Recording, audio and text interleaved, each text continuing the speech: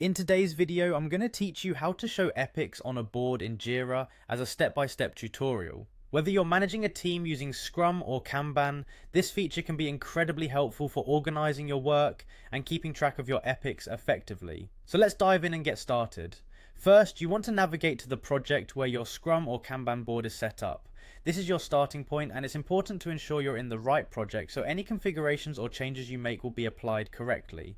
Once you've confirmed you're in the right place, head over to your board.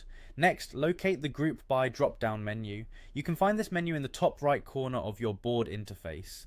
This feature is designed to help you view your issues in different groupings, providing a versatile way to organize and visualize your tasks. It might seem like a simple tool, but it offers you the flexibility to see your work from several perspectives. Once you've opened the Group By drop-down, you'll need to select Epics from the menu options. By doing this, you're telling Jira to display your issues grouped by epics. This can be a game changer in terms of understanding the progress and workload of each epic across your board. Seeing everything mapped out by epics can give you a clearer, more structured view of your project's progression. After you've selected epics, you'll notice that your issues are now organized into swim lanes. Each swim lane corresponds to an epic, allowing you to easily track what's being worked on under each one.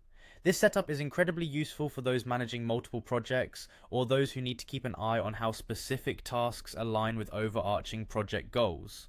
By following these steps, you can enhance your workflow and gain better visibility into your project structure.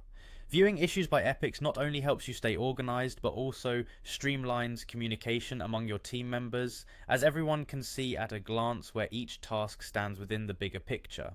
And there you have it, a quick yet comprehensive guide to showing epics on your board in Jira.